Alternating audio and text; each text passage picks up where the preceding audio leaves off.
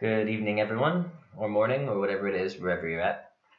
Um, Today, I'm going to weigh in a little bit on the gun debate, and I'm not going to go over the topic in a broad sense. There's just two specific topics about the gun debate that I want to talk about. Um, the first one of those is related particularly to school safety. It's not connected to legislation. It's complementary to whatever changes in legislation we do. This is just something that I think needs to be done in order to make sure that schools do stay safe. And the other point that I want to talk about is the argument that people make about needing guns in order to stand up to an oppressive government. Um, so, to start with, making schools safer. So, I'm just gonna tell you what I think needs to be done, and I'm gonna justify that following afterwards. I think that we do need to have some kind of armed guard in schools. Now, this is pretty contentious. I know many people disagree with this opinion, but I'm gonna justify why I think this is an important way to do things, and I hope that um, if you all think differently, you can post in the comments down below, and maybe I might learn something that might change my opinion on this. But anyway, the main reason why I think that we do need to have armed guards in schools is that I think it's pretty well accepted by basically I don't want to say everyone. I'm sure people would disagree with this, but I think it's pretty well accepted that no matter how good our gun control laws are, things will slip through the cracks, right?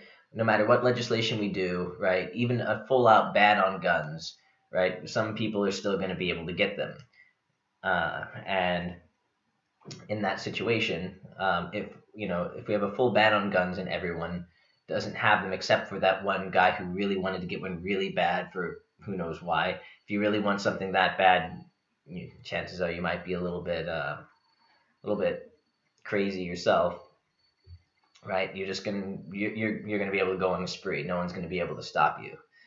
Um, so in that situation, I think that it's definitely best to have armed guards at schools. I mean, I just read an article just last week.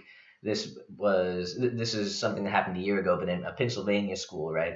Someone came in with a knife and injured, like, I can't remember the exact number, but I think it was something like 25 people before being stopped, and some of them were seriously wounded. Now, luckily, no one died, and so that's a good thing, and that's one of the legitimate points about the gun increasing gun restrictions is that there are tons of weapons out there, but there aren't really very many quite like a gun. They can do so much damage. But even without a gun, someone can still do a significant amount of damage, and it wouldn't have taken but one person with a gun probably wouldn't even need to fire a shot to make sure someone with a gun stops. Sorry, make sure someone with a knife stops. So, if you have, if no one if no one in the building has a knife, has any weapon, let a knife, a gun, or anything, and someone comes in with a knife, yeah, they could probably do a bit of damage before things are done.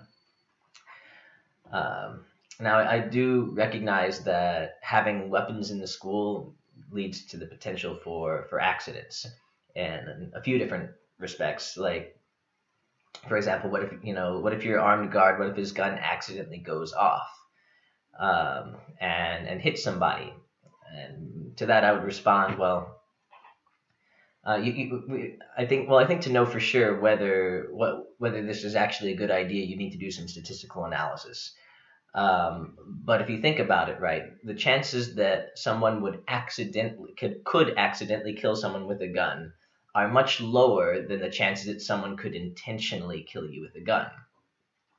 So what needs to be compared here is the likelihood that someone might accidentally be hurt or killed with by a trained professional, wielding a gun, versus what the likelihood is that a school might actually get a mass shooter or a mass knifer or whatever you want to say. So, like for example, there are actually very few. We hype up how many school shootings there are per year, but there actually are not that many when you compare it to the grand total number of schools. So it might actually be that putting an armed, even a highly trained armed person in every single school might actually increase the chances of someone, of at least one person dying, might make their chances of dying even higher than if, you know, even higher than if you had like if you were just waiting for like some mass shooter to come in, right?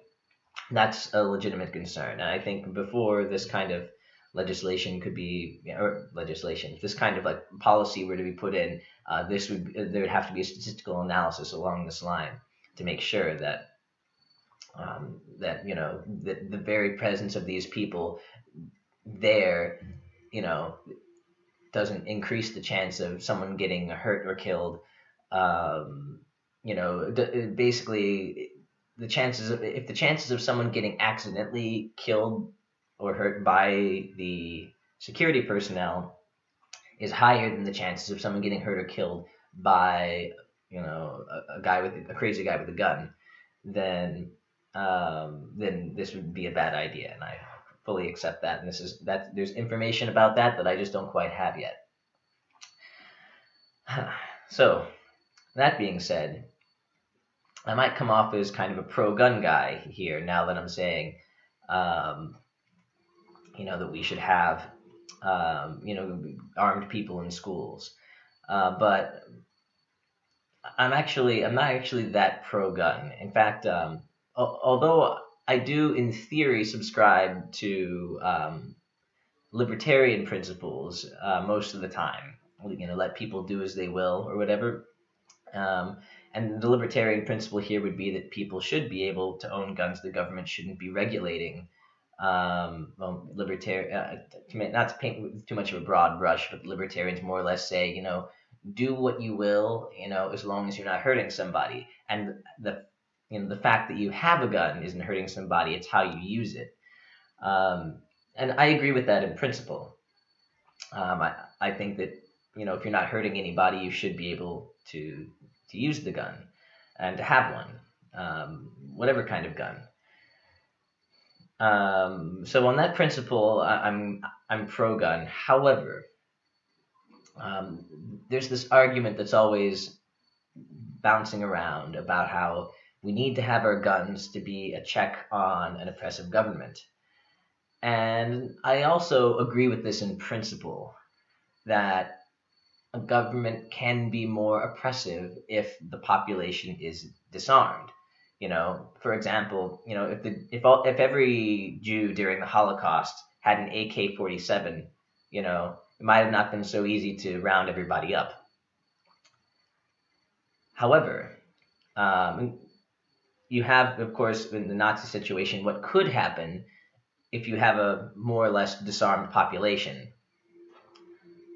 But here's the thing.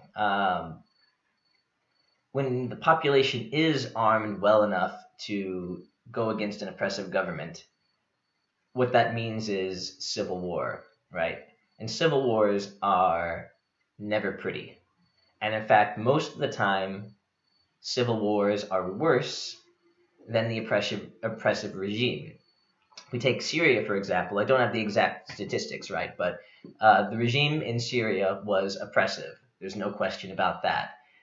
They were killing innocent people from time to time. That's also true. But no one can deny that since civil war has broken out there, more people die per day in Syria than ever did when it was just the regime acting on its own, right? So, and outside of extreme circumstances like Khmer Rouge or Nazi Germany or something like that, a populace that's armed enough to be able to lead a successful civil war is probably going to be more dangerous than the regime itself. So now I'm not really sure what the right balance is to strike here, though. I sure I sure think that if the government was being as oppressive as, say, Nazi Germany or the Khmer Rouge, that we definitely need to be able to fight them. And so full disarmament I'm against. And yet at the same time, I kind of don't ever want to live in a civil war torn country. Because just like in Syria, most of the time the civil war is going to be worse than the regime.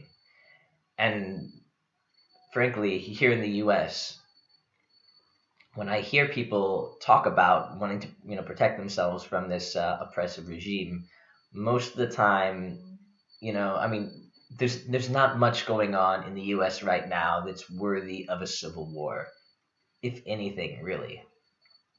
By and large, most of the people in the country, although maybe aren't, even the poorest people, right, have a certain degree of comfort, assuming that you're not like homeless or something like that, a certain degree of comfort compared to, I mean, even still most people in other countries, like you go to, many other parts of the world, Southeast Asia, parts of Africa, whatever, India, and you find in China too, you find the poorest of the poor are living pretty meager, existences.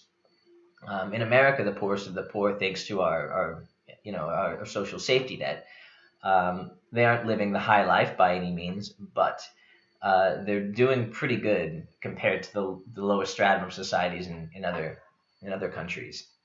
Like I said, if you ignore the homeless, and that's a different problem.